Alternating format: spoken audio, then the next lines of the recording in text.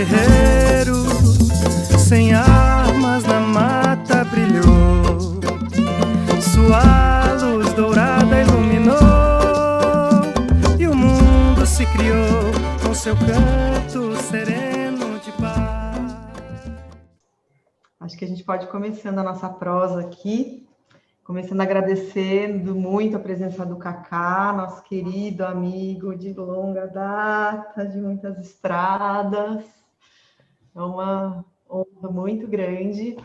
Então, contar sobre essa história realmente é bem interessante, né? Para mim foi bem interessante, porque no início dos anos 80, né? Faz bastante tempo, num determinado momento da minha vida, eu tinha o interesse de conhecer histórias de criação de povos, né? E foi bem na época que eu estava lá nos Guarani. Só que eu ficava procurando a história dos Guarani e não que os Guarani me contassem e não vinha, né? E aí, nas minhas pesquisas, que primeiro foram pelos livros, né? Os livros do Nimandaju, que é a pessoa que tinha mais repertório de histórias Guarani. O Nimandaju escreveu muita coisa da década entre a década de 20 e 40. Tinha muita coisa, mas não era aquilo que eu queria. E com relação ao mito da criação, coisa bem fragmentada, assim, né? E aí eu falei, caramba, deve ter uma história da criação. E aí, num determinado momento, eu ouvi as histórias dos Yanomami sobre o mito da criação Yanomami. É maravilhoso, um negócio lindo, assim. Saiu um livro sobre o mito da criação Yanomami. Não lembro o nome do antropólogo, eu falei, caramba, deve ter alguma coisa assim na tradição tupi, né? E num determinado momento eu tinha uma outra turma também de uma outra faculdade que também a gente faz coisas junto até hoje, que é o pessoal de Santos, que é o Rodrigo, a Natasha, o pessoal do Instituto Elos. E essa turma já fazia o encontro dos guerreiros, mas naquela época não chamava Encontro dos Guerreiros Sem Armas, chamava uma outra coisa, porque eles eram da Faculdade de Arquitetura lá de Santos, então eles eram do diretório acadêmico. Era Encontro Nacional de Estudantes, eles organizavam essa ENEA, um negócio assim, Encontro Nacional de Estudantes de Arquitetura, e cada ano era num lugar diferente, numa faculdade diferente. E teve um ano que eles falaram assim, Cacá, esse ano vai ser lá no Paraguai. Falei, nossa, quero ir, quero fazer contato lá, eu queria muito conhecer as aldeias do Paraguai, né? Falou, vai ser no Paraguai, só que tem uma coisa, o lugar, porque assim, as propostas eram sempre alternativas, o lugar que vai ser o encontro vai ser numa fazenda e a gente vai dormir no estábulo, no lugar lá onde ficavam os boi, as vacas lá. Falei, tudo bem, vamos lá, né?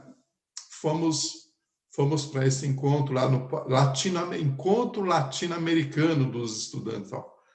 E aí foi gente de tudo que é lugar da América Latina. E eu conheci ali, quando nós chegamos ali no Paraguai, em Assunção, eu conheci a Sara e o marido dela, que é me fugiu o nome dele agora, vou lembrar. A Sara, quem que era a Sara? Uma indigenista que trabalhava com os Guarani de lá, e o Guilhermo, o marido dela, o Guilhermo, era um radialista de um programa de rádio em Assunção, que eu não lembro mais o nome, e esse programa de rádio, ele só tocava músicas, claro, Paraguai é Guarani, né? Ele tocava músicas Guarani e falava sobre várias coisas, mas o foco era a cultura Guarani. Falei, é aqui mesmo. E entre o encontro que acontecia e os dias que eu tinha livre, eu ficava, enfim, ficava trocando muitas ideias com eles, e num determinado momento eles me levaram, me apresentaram uns Guarani de lá, e eu cheguei no ponto, qual é o mito? Tem a história da criação aqui. E aí eles me contaram um fragmento, que é a história, que ainda não era essa história, mas era a história de Querava, né? E aí, que é maravilhosa.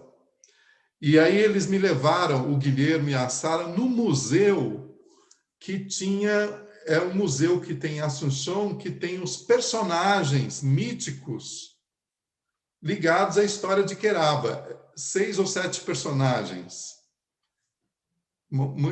Fiquei lá maravilhado e fiquei procurando, voltei com livros do Leon Cadogan, enfim, fui procurando pelos livros, pelos depoimentos deles, e aí o pedaço que tinha dessa história daí, depois que eu escutei lá, era a passagem, 2 passagens que tinha, a passagem em Amandu, quando ele cria a Mãe Terra, né? Mas para criar a Mãe Terra ele se transforma primeiro em coruja, depois em beija-flor, percorre todo o universo, depois ele cria Tupã, e aí Tupã manda o primeiro ancestral para a Terra. Era até aí. Era isso que tinha. E depois, num outro momento, já não no Paraguai, depois no Brasil, eu li um fragmento acho que do Nimodaju, da parte desse encontro com a Mãe Terra. Mas não tinha todas as outras partes, tinha só esse fragmento. E aí eu tinha tanta vontade de ter um contexto, né, uma história, que eu fui sonhando essa história, essas partes, que ele encontra, que ele se torna pedra, sonhando mesmo, de sonhar, que ele se torna pedra, que ele se torna palmeira, depois onça, essas fases. E aí eu comecei a contar desse jeito, juntando as partes, e comecei a contar nos grupos, né, nos encontros, nas imersões, mas realmente essas partes intermediárias não existiam, veio sonhada mesmo, assim, que ele vira pedra, que ele vira palmeira, que ele vira onça, e aí ele encontra com a Mãe Terra. E essa parte da criação, que é criar através da palavra e tal, vem do Leon Cadogan, que depois eu escrevi o livro Tupã Tenondé, né? Veio do Leon Cadogan, que o Leon Cadogan, por sua vez, ouviu de Pablo Verá, lá, voltando de novo para Assunção. Então, foi desse enredo, esse enredamento, juntando o Nimendaju, Leon Cadogan, essa minha experiência no Paraguai,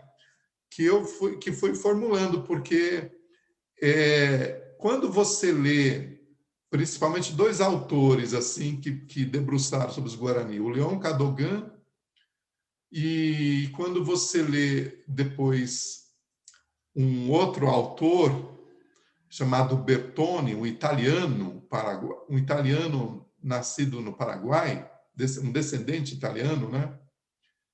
O Bertone escreveu 10 livros chamados La Civilização Guarani, livros assim, onde esse livro fala da astronomia guarani, né? A medicina guarani, a biologia. Ele tenta adaptar para uma sistemática ocidental e dividiu em astronomia, biologia, tal, enfim, são 10 volumes, e eu consegui esses volumes. Então, o Leon Cadogan, ele deixa claro no projeto dele, no trabalho dele, que os Guarani de lá, eles já haviam percebido que grande parte dessa sabedoria ancestral já tinha sido perdida, muita coisa, e tinha sido fragmentada.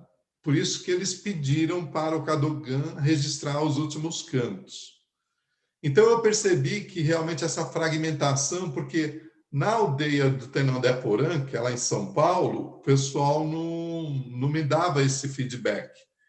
Na aldeia do Jaraguá também não. Então eu percebi que as coisas realmente estavam fragmentado assim. Então eu juntei essas partes e nos primeiros 10, 15 anos aí eu nem ousava escrever, eu só contava mesmo. E aí eu acho que foi, não sei se foi com vocês ou através de vocês que vocês começaram a contar também, mas ela foi escrita, uma primeira versão dessa história foi escrita só em 2012. Então, nesses anos todos, esse período todo dos anos 90, eu não ousava escrever. Era contada porque ela foi se estruturando, né? De tanto contar, ela foi ganhando essa forma que vocês chegaram, né? E aí, em 2012, pelo fato de eu ter contado lá na escola antroposófica, que é onde a Sawara estudava, né? Eu não sei o que aconteceu, que essa história foi parar na Alemanha. Não sei se alguém da antroposofia levou para a Alemanha. Aí a Ute Kremer, né, lá da antroposofia, falou: Cacá, o pessoal da Alemanha quer ter essa história escrita. E aí seria legal escrever e fazer uma versão escrita. Eu falei, tá, então fizemos uma primeira versão escrita que eles traduziram para o alemão e saiu em alemão, 2012. Era a única versão escrita, né? E aí saiu em 2012 essa versão escrita em alemão e português, mas com uma edição feita pela antroposofia, né? Parceria com a antroposofia. E vocês continuaram a contar. Acho que nessa época vocês já contavam, né? Depois, quando nós nos tornamos ponto de cultura, né? Acho que vocês estavam contando fábulas, né? Estavam contando fábulas. Mas aí depois vocês começaram a contar essa. Aí teve o Dourado, né? Que o pessoal da Alemanha veio, que a gente juntou. Aí o pessoal da Alemanha, lá, o maestro ficou tão encantado com essa história que ele transformou numa sinfonia. É incrível como essa história ela causa, né? Porque o maestro da Alemanha, e tem um maestro de Minas Gerais, do Palácio das Artes, do Teatro Municipal de Minas Gerais, que eu esqueci o nome dele, ele transformou também numa sinfonia, mas ele nunca conseguiu, porque o objetivo dele era fazer uma...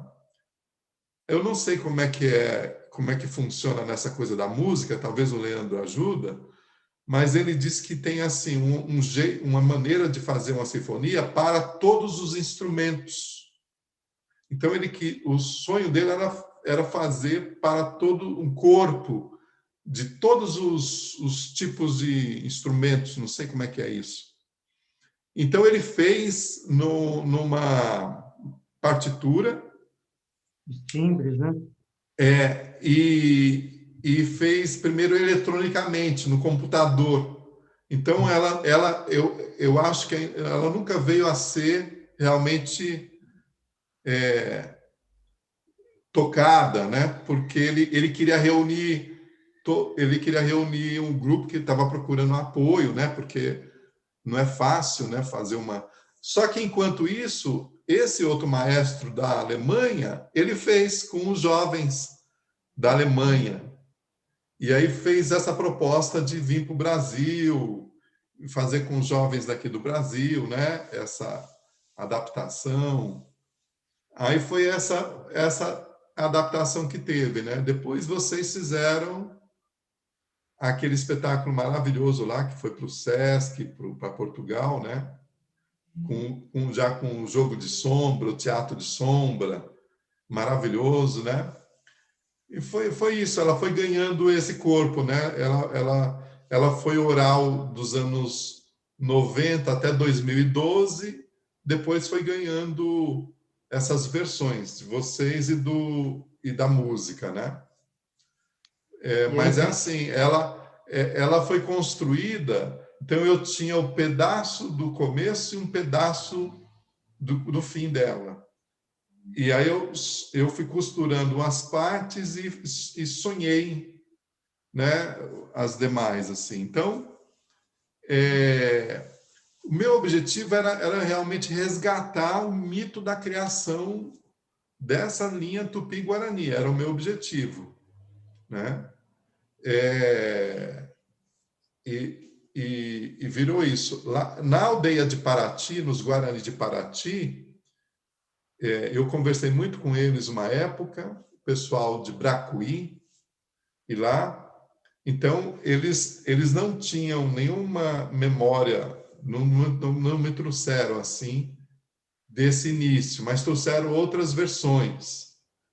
Tem algumas outras versões, e nessas outras versões que eles trouxeram,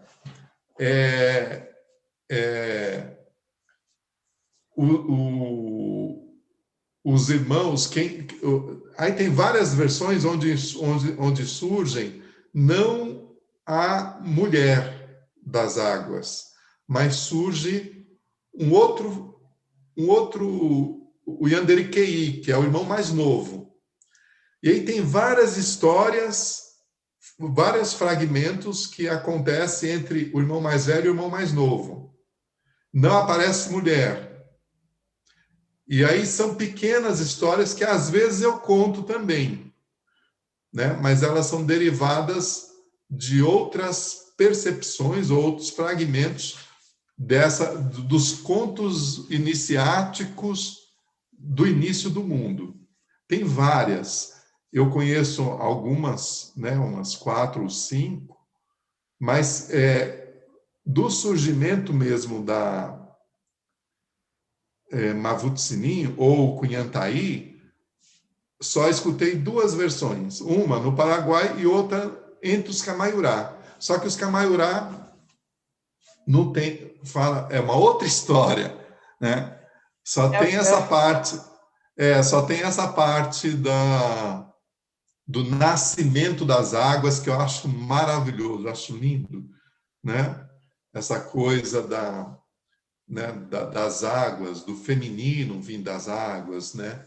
Tem muito a ver com o sagrado feminino, com o profundo feminino, o elemento água, e tem tudo a ver. Aí eu resolvi adotar, porque na versão Guarani não tem ainda mulher nessa história, porque a mulher na versão Guarani ela aparece como Querava, e depois tem a filha Querana, né? Mas eu não consegui juntar essas 2 partes, porque eu entendi que elas são separadas, elas tratam de momentos paralelos. Porque, assim, nessa versão onde aparece Querava, ela é a deusa da noite. Então, ela aparece como a deusa da noite, e ela aparece numa versão como mãe, não é como versão como a mulher, né? No contexto em que aparece nessa que é contada, em Anderuvuçu, né? E Querana é uma outra versão que tem no Paraguai, que aí Querana aparece como a mulher guerreira, mas em Querana não tem o Yanderuvuçu. Tem Querana que vem primeiro. Aí inverte, vem a primeira Querana, e aí ela tem um embate com as forças, porque é muito bonita também, porque Querana, ela nasce, ela é filha do dia, mas ela é roubada, né, por uma divindade que governa a noite. Olha, Né? parecido com o Deméter. E aí, mas não aparece. E aí ela tem 6 irmãos, né? 6 irmãos que são demônios. Eles são demônios, porque eles são os irmãos. Eles são os irmãos de Ayan. E os Guarani, por os Guarani, Ayan seria o equivalente ao demônio, né? Ao diabo, né? Mas é muito difícil, assim, se eu comparar com o diabo, vai parecer meio católico, assim, não tem nada a ver. Mas representa a treva, a noite, representa E esses 6 irmãos da noite, eles têm inveja dessa irmã, que é a 7ª. Eles têm inveja de Querana, né? E, então, essa versão, eu percebi que ela não bate muito com o início, com a criação da criação, né? Ela acontece num segundo momento. Então, eu guardei ela, depois eu vim trabalhar a Querana com a minha filha, com a Sawara, num projeto de animação, né? Que está suspenso até hoje, mas Querana vem depois.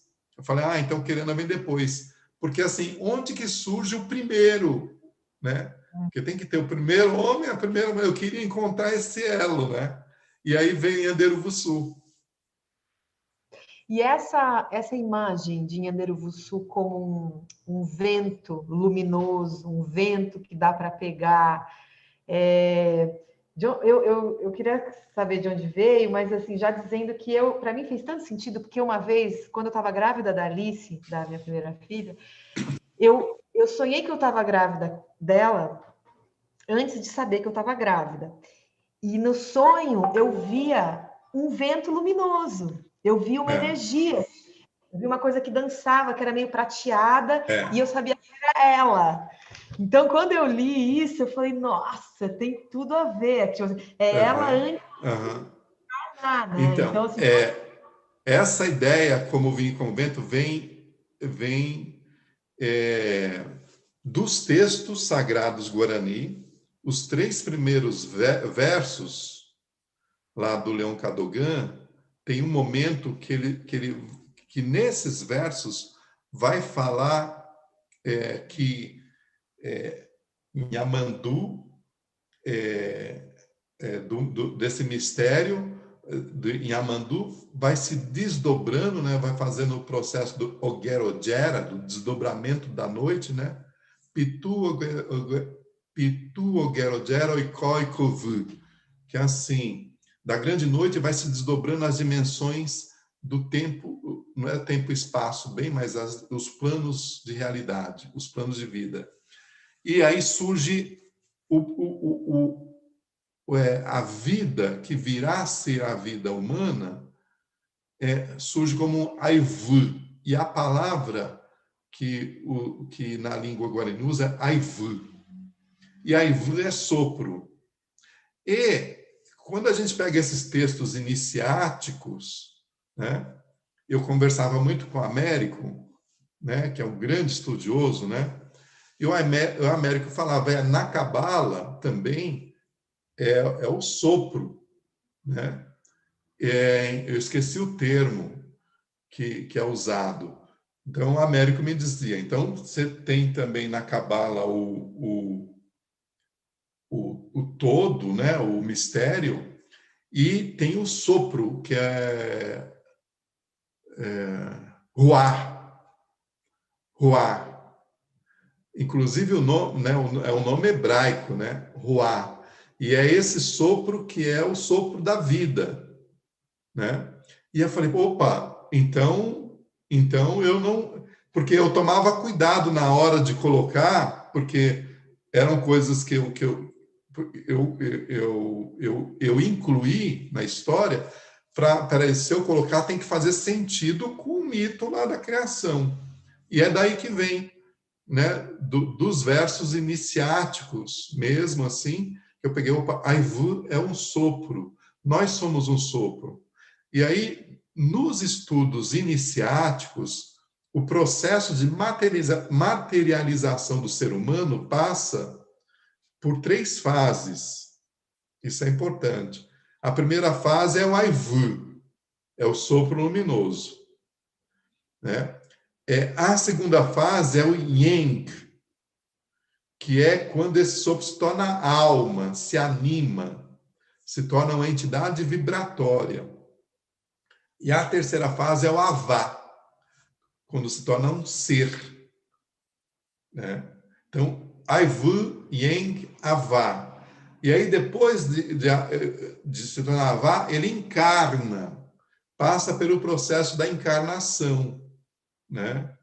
Passa pelo processo de se densificar, de se tornar carne, né? Passa pelo processo tupânico, se tornar um tupi, né? Um som encarnado. Tudo isso daí aí não está em um conto, em uma lenda, né? Não. Isso daí está nos estudos iniciáticos da tradição tupi. Falou, opa, então eu tenho que passar isso daí, né? Esse processo dentro de uma linguagem mais lúdica. Foi aí que eu sonhei com essa passagem. Nos cantos iniciáticos, que aí está no trovão e o vento e está no Tupã-Tenundé, né? Nos cantos iniciáticos, esse processo da encarnação, Aivu, o Yang, que é a música, né? E o ser, e o Avá, que é o ser musicalizado, já se torna um indivíduo, no sentido de não dividido, assim, ele vai encarnar, se preparar para a encarnação. Quem prepara ele para a encarnação são as forças dos elementos, terra, água, fogo e ar. Então, por isso que eu pus essa ordem, né? Porque os elementos, eles são os Andejaras, né? Que a gente conta, que você conta. Os Andejaras, eles vão fazendo a alquimização do sopro para o corpo. Quer dizer, do sutil para o denso, da luz para a forma. Os 4 elementos fazem esse trabalho, trazendo da luz para a forma. Depois, os 4 elementos vão fazendo essa forma se modelar com a anuência, né, e o cuidado da Mãe Terra. Por isso que a Mãe Terra aparece e fala, olha, né? E são os 4 elementos que depois também vai fazer o trabalho de desmaterializar, de tirar da forma e levar para a luz de novo. Então, os 4 elementos... Então, essa história que vocês contam não é só uma história lúdica para a criança, essa é uma história que explica o processo da encarnação de todo ser humano. E como os 4 elementos participam desse processo da encarnação, né? E como os 4 elementos participam do processo também de criação, porque aí a Mãe Terra fala, olha, né, eu te dou aqui esse modelo, você vive aqui, e você tem o meu poder, que é justamente o poder que os 4 elementos engendram, e esse é o nome que usa mesmo, esse engendramento.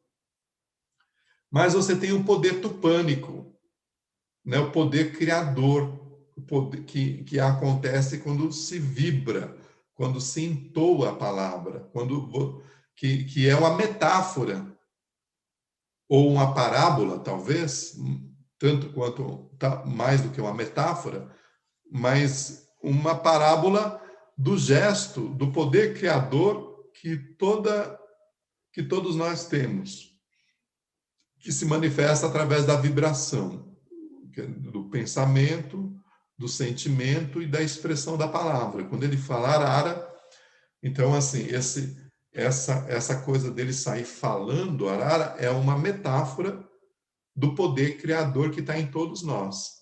Então, por isso que essa história é uma história iniciática, na verdade. A criança escuta e vê, através daquele processo lúdico, ela vai conhecendo realmente a etapa de como se origina a vida, de como a vida se torna matéria e de como essa matéria retorna para a vida, né? E o adulto, quando escuta, também ele vai também entender isso, independente de ele saber do sentido iniciático, de que é uma história iniciática ou não, né? E é por isso que essa história ela é muito importante. Ela é mais do que só uma história de entretenimento, né? Ela guarda justamente esse saber, né, da vida, de como a vida se processa e de como as forças da natureza operam na vida desde sempre, né, em todas as fases da vida, né? Da fase anterior à encarnação, na encarnação e depois da encarnação. O que é a morte? O que é a morte? A morte é assim, primeiro, o elemento terra, né, abandona o corpo se enrijece, né? O elemento água, que são as emoções, tal, abandonam o corpo na sequência, né? O elemento ar, que é o ser, né, que é o Aivu, ele retorna. E o elemento fogo, né, também retorna. Então, a morte é a retirada dos 4 elementos naquela forma, que é o que a Mãe Terra deu para o primeiro ser humano. Então, toda essa história é uma metáfora de como a encarnação acontece e de como a encarnação ela alquimiza e transforma o ser. E aí eu segui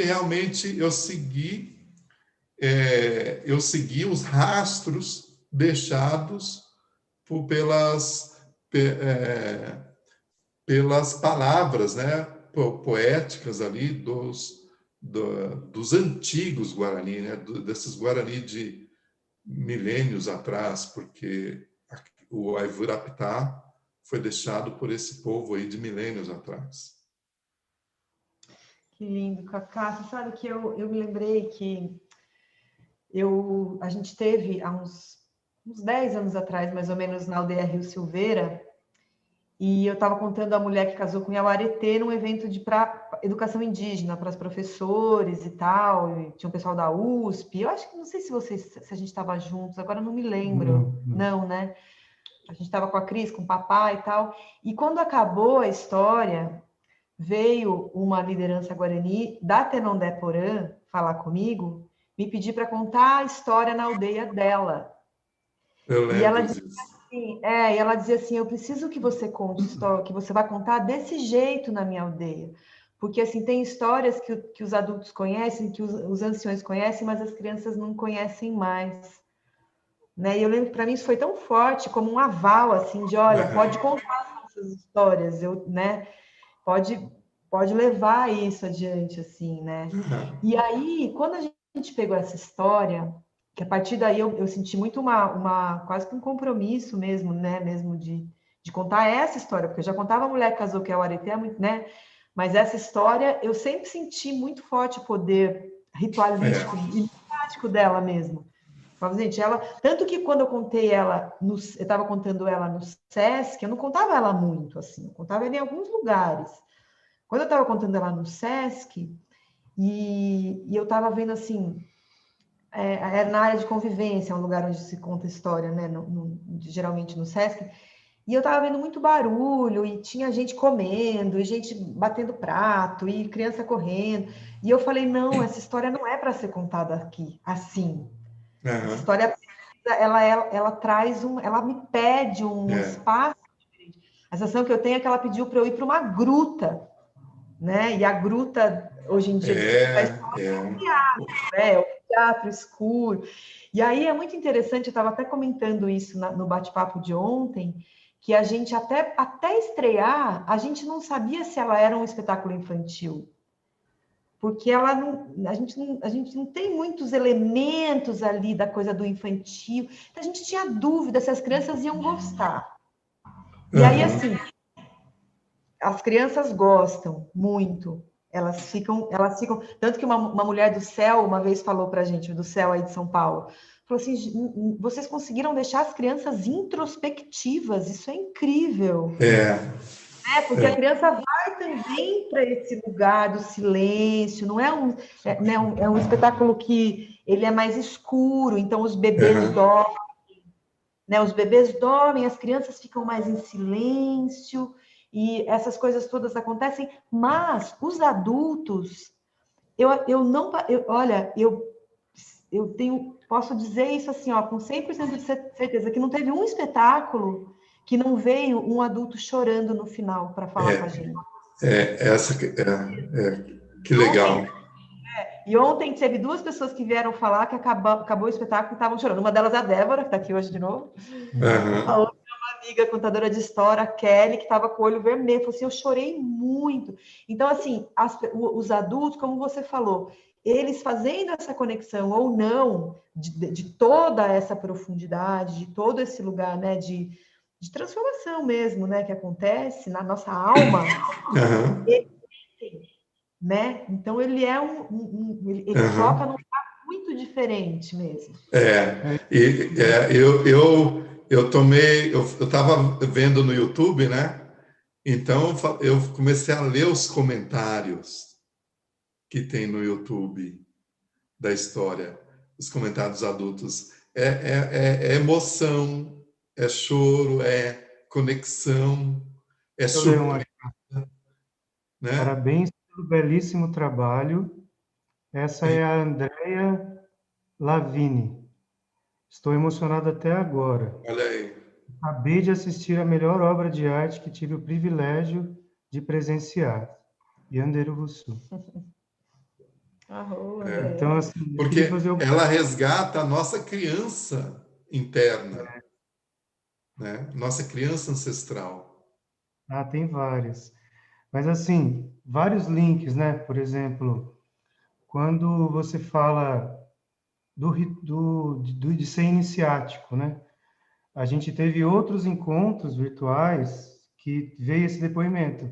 Isso é uma peça, mas pode ser um ritual também, né? Veio esse depoimento de um amigo nosso. Outra pessoa ligada à antroposofia, né? Porque no seu comentário sobre o maestro, é importante ressaltar que, além da inspiração pela história que toca tanta gente, eles acharam muitas conexões e relações com a antroposofia, com a teosofia, Com a com teosofia. mitologias, né? E veio esse comentário também, sem a gente falar nada, essa pessoa que tinha uma conexão antroposófica falou isso, né? Você vê, a gente já ouviu tanto isso de você, do pessoal da Alemanha, mas isso com uma pessoa, você vê que é meio verdade mesmo, né? Não é uma interpretação. Quem conhece uma coisa e conhece outra, naturalmente vai encontrar verdades universais. Faz a conexão. E eu queria também, assim, com a mesma história, em alguns momentos, eu fui para creches em São Paulo, assim, e você falou da música, né, que os momentos revelam, né? e afloram essa musicalidade. Então você vê duas peças orquestrais inspiradas nela, né? E eu às vezes ficava, sinceramente, em contextos nada favoráveis, como um teatro ou como um momento como esse, né? Eu Aham. ficava 4 horas e cada direção era uma vivência, né? Então, na hora da pedra, a gente ia trabalhar a audição, né? Aquela pedra, que a gente ouve nessa sala? O que a gente ouve Aham, que mais legal. perto? E em outros momentos, cada momento virava uma vivência musical, né? E eu que tenho essa experiência de contextos educacionais também, ficava de cara como aquilo virava horas num transe, assim, porque cada direção que você ia, você vivia aquilo, Tinha uma né? Você experiência virava uma totalmente. pedra. Então, como pedra, você começava a ter várias aberturas, assim, né? O que que a pedra... E agora, o que que a pedra, né? O que que a pedra está aprendendo? Então, Uhum. essa história realmente, assim, você falou tanto do...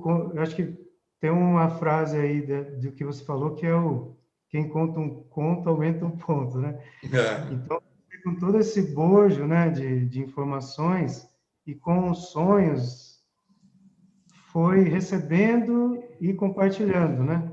É. E Não. realmente a gente vê que ela, a história, com depoimentos como esse, né, ela quer ser contada e depois, como eu falei no começo, né, depois da linguagem do teatro, a gente se viu nessa linguagem aqui e a gente sente que tem a sua bênção, né, com isso de receber e organizar. Tem um diretor de fotografia maravilhoso no momento, né? Tem uma equipe incrível, mas tem uma regência muito forte que a gente não sabe qual é e vai trazendo Sim. pessoas e levando a gente para lugares, né? Mais cedo a gente esteve com a secretária de Cultura de Itu, que oportunizou ser gravada numa pedra de 15 milhões de anos, 700 700 milhões. milhões de anos. Uau! É E a quando pedra da. É você... lá! É Foi a lá! pedra do Rio Grande do É a Sul, que eu falei para pedra! ela. A gente chegou nessa É a conclusão. pedra que ele encontrou na Mãe Terra. E assim, se você ouvir, depois eu vou te mandar, você imagina num contexto, você vai para uma reunião de Secretaria de Cultura, imagina a nossa expectativa, né? Não que seja ruim, mas não é tão alta, né? Uma reunião assim. Você vê a profundidade do depoimento dessa mulher em relação ao trabalho, é Uau! surreal. Vamos lá, boa noite. É uma honra imensa, né, ver isso tudo se formar e chegar num, eu diria assim, né, num chamado, né, que isso não é um produto cultural, né, isso ficou muito caracterizado que é um chamado. Primeiro, parabenizar esses produtores, esses artistas que saíram do quadrado e não tiveram medo perante a crise e de falar, não, eu tenho uma missão interna e eu vou ter que me reinventar dentro de um processo aqui, né? E vocês vão e buscam essas linguagens com o maior objetivo da sinestesia, de fazer as pessoas sentirem o conteúdo, porque isso tem que entrar na alma, porque isso tem que fazer a função de ferramenta de transformação para essas pessoas, né? A tomada de consciência do que tem esse conteúdo. É um conteúdo absurdamente essencial, né? Vocês não, eu acho que o mais bonito disso tudo é que vocês pegaram a preciosidade de um edital, mas a coragem de uma transformação, vinculando linguagens de uma forma, né, tendo que se adaptar a um processo, mas também aprofundando de falar o seguinte, é nesse momento que a gente tem que avaliar algumas coisas para poder injetar nas pessoas alguma coisa para despertar, né? E esse resgate, né, o resgate nesse momento imprescindível, nesse momento terrível, né, de que até agora não se tem nada igual vivenciado na história que chegou a nós, e de buscar o seguinte, vamos refletir certas coisas, vamos sentir, vamos dar ouvidos, vamos perceber que são eles que têm há quantos anos estão aguentando esse massacre né? Estão se mantendo, e para nós, o que nós temos que trazer? No mínimo, ouvir a ancestralidade, né? No mínimo, ter essa devoção por essa sabedoria. Então, eu acho que é muito mais do que um projeto audiovisual, eu acho que é uma preciosidade que as pessoas estão indo buscar injetar na alma das pessoas da melhor forma possível e da forma simples, pé no chão, né? Não se precisa de produções, não se precisa de ilusões para fazer as pessoas sentirem e refletirem aquele conteúdo que está na hora de se olhar para isso. Não dá mais para deixar de lado, né? Não dá mais. Perder o sentido do jeito que as coisas estão perdendo, é nessa hora que vocês, artistas, vão conseguir fazer essas mágicas, porque isso é uma mágica. Através de um ritual, através de um conteúdo como esse, de fazer as pessoas falarem, uau, né? O que é que eu vou fazer com tudo isso? De novo, a gente vai deixar de lado? Não, mas por que eu me emocionei agora e eu vou deixar de lado? O que eu vou, nesse momento, me atrever a repensar certas coisas? Então, eu aplaudo de pé, primeiro volto a dizer, né, pela coragem de dizer, não, vamos fazer isso acontecer, né? Não só por um trabalho, mas por um momento tão importante, usar essa ferramenta e mostrar que a simplicidade, a inovação, a agregação, a parceria, tudo isso é capaz de fazer coisas incríveis do jeito que vocês estão fazendo, né? O fato de ter gravado, eu acho que no maior livro aberto hoje que nós temos hoje no Brasil, né? Isso é um livro de toda a formação dessa terra. Vocês estavam nas páginas ali, encostado nas páginas, né? Está impregnado ali toda a história desse planeta, toda a história de tudo que é ancestral a nós. Aquilo estava radiando atrás de vocês, né? Era muito fácil ir qualquer jardim e gravar isso, né? Mas essa percepção, essa vontade de usar a ferramenta da arte como um processo de alerta e de transformação, é que eu aplaudo de pé. Eu aplaudo de pé. Eu já era fã de vocês, agora eu sou mais ainda. E acredito muito que nesse tipo de linguagem, sabe, essa coisa meio mambembe, usando várias ferramentas para adentrar ao ser, né? Essa genialidade é o som, é a sombra, o que mais pode mexer? É a música, é a performance. O que mais a gente precisa fazer para despertar o ser humano? Então, eu tenho mais a dizer, né, que é apaixonante tudo isso. Eu agradeço de todo o meu coração, como ser humano, por isso que vocês fizeram, por isso que vocês estão fazendo, e que isso vai entrar nas escolas, que aquele encantamento das crianças, isso vai tatuar a alma dela. Ela vai lembrar dessas palavras, ela vai lembrar do que a árvore falou, ela vai lembrar do que a pedra falou, ela vai sentir aquela onça, sabe? Esse processo de tatuar a alma das pessoas, uma reunião eu falei isso para vocês, né? É de uma potência e de uma necessidade para o bem muito forte. Vocês estão no caminho certíssimo. Muito obrigado de deixar os meus ouvidos absorverem, né? Os meus olhos sentirem através das imagens, e mais do que isso, tocar mais profundo de que esse resgate, sabe? Nós temos que fazer alguma coisa para alertar tudo que está acontecendo. E nós temos obrigação com esses ancestrais. Nós temos uma dívida de 500 anos aí, né?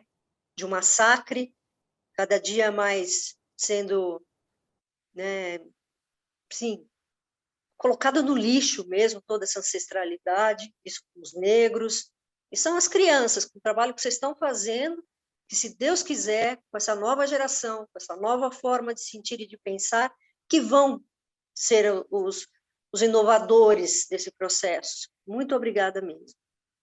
Muito obrigada. Além dos elogios, a gente tem uma pergunta, né? A Anaís Gegen, eu acho que é assim que escreve, mas tem algumas tremas diferentes, deve ser alemã ou ela pergunta assim, ela agradece muito ao Cacá. A gente também, viu, Cacá? A gente não esperava ter uma aula, né? Estou sentindo que tem uma fogueira aqui no meio dessa live. Então, ela agradece muito você e pede se você conseguiria explicar melhor essa materialização em pedra e diversos elementos. Explicar a parte iniciática, é isso? Eu acho que ela pede para explicar como que é essa materialização de André Vossu nos elementos, né? Em pedra, em árvore, falar um pouco mais sobre isso, né? Esse caminho que ele percorre para materializar, né? Acho que é isso que ela quer. Isso é um seminário, tá, gente? Eu pensei nisso agora. Podemos marcar um dia também para falar sobre Mas assim, de uma maneira procurando sintetizar bastante, toda a alma, todo o aivu, todo o sopro para se preparar para a encarnação, primeiro atravessa os mundos, né? Que a tradição tupi-guarani simplifica esses mundos em três, mas esses três mundos é uma metáfora de diversos planos que o sopro atravessa para se materializar, né? Vindo da luz, aí atravessa etapas ou planos para se materializar. Na linguagem guarani são três, mas é uma linguagem que usa para poder ajudar a gente a entender. Então, o mundo do alto, né, que é o mundo luminoso, é o Quaraú, né? Quaraú significa a luz, a emanação. Quaraú é emanação da luz. Essa emanação, que é o sopro, desce determinadas dimensões para uma dimensão intermediária, que é vibração, que é vibracional, que é o Yang, que é a música, é o mundo do meio, é uma dimensão vibracional. Nesse mundo do meio, nessa dimensão vibracional, é um oceano vibratório, então é incomensurável também. E aí tem 4 seres, 4 entidades que pegam, vamos dizer assim, ou que manipulam, não é uma palavra correta, mas é uma palavra que movimentam, que manipulam, que coordenam esse oceano vibratório, que já é a dimensão do Yang, da alma, para organizar esse sopro numa futura forma, né? Então é isso, sai do né, do plasma, né, de uma coisa etérea, né, que é a fase que o menino trovão passa ali em André Vossu. E aí, quem são esses seres? Os 4 elementos, né? Os 4 elementos. Na história, ele passa primeiro pela pedra, como a Tati conta, né? Que é elemento terra. A árvore, que na verdade a árvore é uma representação do elemento água. Né? Depois o animal. Na fábula, né? Nessa história, a onça, né? Aí está representando uma corporificação do ar, porque assim, ele vem do ar, do aivu, do sopro, mas a onça é o ar corporificado, representa os 5 sentidos. Né? A onça cheira, escuta, fuça, representa os 5 sentidos, é o ar corporificado. Então, terra, água, ar. E aí, quando ele chega na mãe terra, a serpente representa o fogo corporificado. Né? A serpente é a Kundalini, né? Na tradição hindu, é o fogo corporificado, enrodilhado na base da coluna, né? Que começa a modelar a estrutura física já. Então, você vê 4 fases. essas 4 fases é uma representação de como a nossa alma, que é etérea, ela vai se alquimizando, os elementos vão alquimizando, né? A gente passa pelo ar, de cima para baixo, né? Luz, é fogo. Esse fogo se torna um sopro, um ar. Esse ar começa a se plasmar, se torna uma água, né? E aí essa água desce e se corporifica, terra. Você vê, tem os 4 elementos em tudo, em todas as fases. Depois,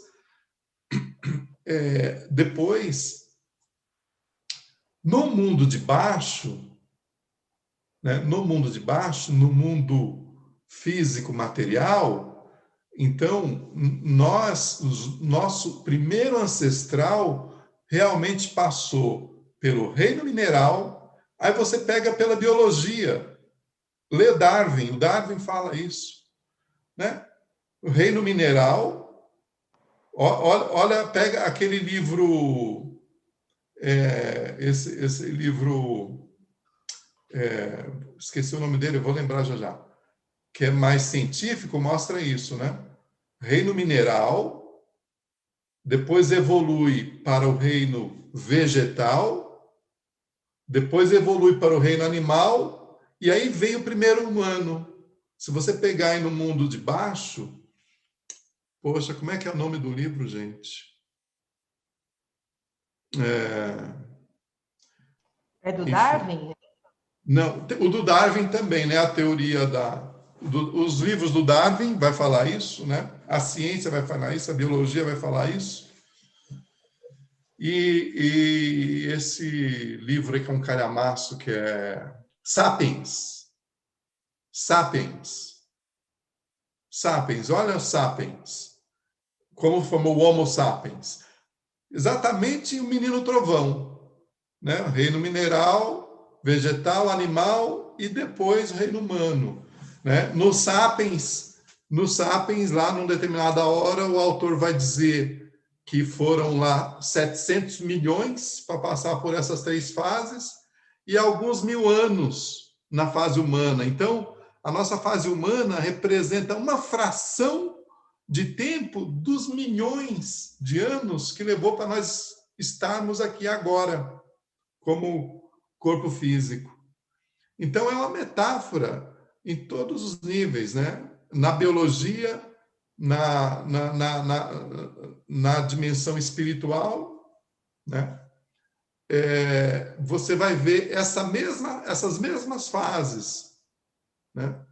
Só que o Sapiens é um calhamaço científico lá de 500 páginas, que você vai ler esse processo todo explicado cientificamente, né? E no Yanderu Sul você vai sentar ali e vai ver todo o processo acontecer e ver ali de uma maneira lúdica. E a sua alma entende, né? Porque Que a alma que vai direto na alma. Faz muito sentido. E é interessante que a gente, né, quando a gente fala, né, que esse mito contado há 12 mil anos, né, tem, né, nessa essência, né, dos guaranis, um tempo tão longo, né, quando a gente pensa, né, no processo de colonização, que foi ontem, né, perto de 12 mil anos, né, ontem, e aí a gente acabou caindo nesse parque geológico de 700 milhões de então, anos. como eu acredito muito na lei da sincronicidade, né? É isso, foram parar, olha, 700 milhões. Agora vai ler Sapiens. E aí você vai ver em Sapiens quando que começou o processo para chegar no ser humano. 700 milhões de anos. No reino mineral, pedra, árvore, reino vegetal, reino animal. E aí chegar no reino humano. Fantástico, Cacá. Né? E nesse livro do Sapiens, ele vai dizer assim, nós estamos... Ele fala assim, se você pegar assim um dia de 24 horas, é como assim, as fases anteriores duraram 23 horas. E essa fase agora, como reino humano, é 1 hora. Esse processo de passar primeiro pedra, depois árvore, depois onça, e depois ali a Mãe Terra fazer aquele processo, são 23 horas nesse processo, e 1 hora como reino humano. E aí o Sapiens vai dizer o seguinte, e nós, em 1 hora como reino humano, estamos tendo a mediocridade, a ignorância, destruir todos os 700 milhões de anos para trás. Uhum. Né? Por isso Inclusive, que... assim, eles acabam usando como mineração, né? Como... Agora, um sonho que a gente tá para essa versão, que a gente conversou com a secretária de Tu ontem, é fazer uma exibição, um telão de cinema, tipo esses cinemas na praça, nesse lugar. E Nossa! está bem assim, agilizado. Depois da pandemia, quem sabe o Cacá pode estar junto com a Nossa, seria gente, né? incrível, hein, Cacá? Não é tão Legal, longe. lindo. Não, e ela já ia rolar, só não rolou, porque assim, eles já estavam agilizando tudo para ter o lançamento presencial. Olha, Só que... esse negócio de fazer Itu gosta de tudo grande, né? Então, Tem que ser 700 tem que ser um milhões. telão. Ou projetar na própria pedra, né? Não, ela queria projetar na própria pedra. O diretor falou, não é legal porque vai perder a qualidade e tal. Então a gente vai colocar um telão, isso aí vai rolar, assim. Seja lá, só estamos esperando a pandemia mesmo. Mas Bom, era tem uma uns parceria. comentários aqui, ó. Então a Anaí falou que ela é francesa, né? E já que a gente foi para a Europa, a Bia entrou aqui na nossa live e fez um comentário interessante. Ela falou assim: Cacá, na aula de quadrimembração do curso de Pedagogia Waldorf, quando estudamos esses 4 reinos, lembrei muito do Yandro Rousseau. E agora você explicando, ficou tudo muito conectado também. Ótimo, Uau! Legal, né? Legal. Justamente isso. A minha preocupação é essa. Na época que eu estava fazendo esse elo, era justamente resgatar essa história da criação, mas que ela tivesse justamente, permanecesse a verdade da criação, de um modo lúdico. E aí, cada ano que passa, pessoas de várias tradições e estudos diferentes dizem, olha, isso tem a ver com tal parte, isso tem a ver com tal parte. Para mim, é uma confirmação, então, de que é um mito mesmo, né? É um mito no sentido assim, um mito no sentido etimológico de mito, de ser uma história que explica uma verdade velada, uma verdade maior, né? Não no sentido mais pejorativo de mito, né? Porque essa palavra ganhou um sentido bem pejorativo. Em outros sentidos, né? Algumas pessoas, a Anaís, né, que perguntou, aliás, obrigado pela pergunta, que já abriu um outro portal aqui para a gente, né? Ela falou que o autor de Sapiens se chama Yuval Noah Harari. Não sei se é outro livro ou se é o mesmo. Esse mesmo. Esse mesmo. Bom, então, assim, a gente vai agradecer demais da conta, assim, Cacá, agradecer por tudo, por tanto, por sempre, né? E pela honra que a gente tem de ser porta-voz dessas histórias e de ter você junto com a gente. Então, é isso, conte com a gente também sempre para o que precisar, sempre que sentir que a gente vai somar em qualquer situação, estamos com você. E agradeço a todos que estão aqui no YouTube acompanhando, deixando mensagens tão lindas. Isso faz com que a gente tenha mais, né, força de seguir em frente nesse momento tão desafiador, de jogar essas sementes aí nesse mundão. E acho que é isso. Estou um pouco emocionada, confesso. Vocês querem falar alguma coisa? Eu também, eu quero, não posso deixar também, né, de agradecer porque vocês dão corpo, luz, voz, música, né, para essa história que foi narrada tantas vezes e através de vocês ganha essas outras dimensões. Divulguem, gente, essas histórias aí, agora que está no YouTube, para as crianças aí, amigos dos amigos das crianças, para verem, para entrar em conexão, porque essa conexão é importante a gente entrar nessa época de regeneração da Terra, né, que está passando assim, porque a gente conecta com a luz, com a essência mesmo que vem, né, do que esses ancestrais nos deixaram, né? E na verdade, por trás disso tem toda uma cura que se faz, né? Então, obrigado mesmo. Eu queria agradecer também ao Cacá, assim, por essa oportunidade. A gente sente o coração esquentando, né? Está nesse momento tão difícil, conseguindo trazer, expandir mensagens que vão na contramão desse movimento e que eu acho que mostram que existe uma ilusão muito grande sendo muito valorizada, né? E que existem caminhos, existem respostas, existem formas de viver na Terra em harmonia, né? De cocriação, né? Eu tenho estudado até alguns livros que o Cacá indicou, né? Que mostra assim que não é só deixar a natureza, é cocriar, né? É interferir de forma positiva, é interferir, não interferir, é entrar na dança, né? Você pode dançar junto, realizando, mas em harmonia e às vezes até ajudando a própria natureza, né? No seu ciclo, que nós somos também uma planta, somos um animal, somos um elemento, né? E somos uma manifestação. Então, eu agradeço muito ao Cacá as perguntas que ajudaram a gente a levar essa conversa para uma profundidade incrível.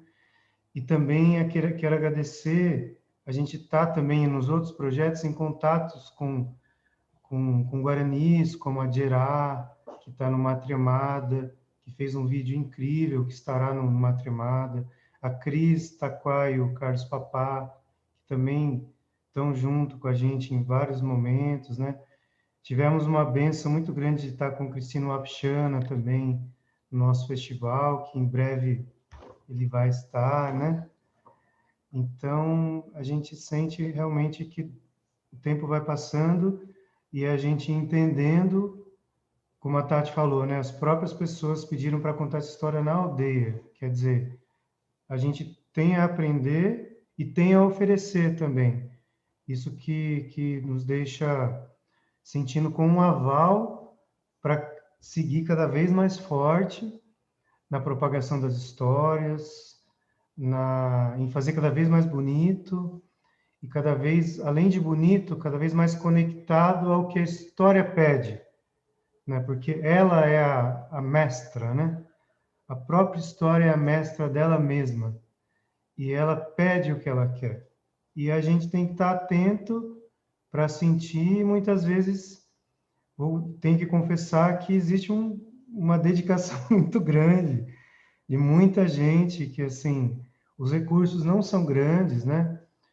E a gente encontrou pessoas muitíssimo engajadas, né? Que ainda não conhecem o Cacá, mas que por intuição se entregam. Então, a gente está rodando, às vezes, 20 horas, vários dias de trabalho, para poder fazer isso como ela quer ser feita, né? E a gente está pronto para fazer isso e dar o nosso melhor, entendendo que isso tem que expandir para o mundo, né? Então, agradeço demais essa oportunidade e estamos aqui prontos para ofertar o que a gente tem de melhor e também para aprender o que a gente tem que purificar aí nessa vida, né? Para fazer melhor do que a gente tem feito também. Então, obrigado a todos. E que a gente possa sempre ter a humildade do Nyanderuvuçu, né, em momentos difíceis, de perguntar para a natureza, né? Você pode me ajudar a viver aqui na Terra? Se alguém pode ajudar a gente a viver aqui na Terra, é a própria Terra, É né? a mãe, né? É a mãe, é a pedra, o reino vegetal. Então, muitíssimo grata por essa prosa, meu querido. Boa noite, bom descanso a Boa todos. noite. Agud Abeté.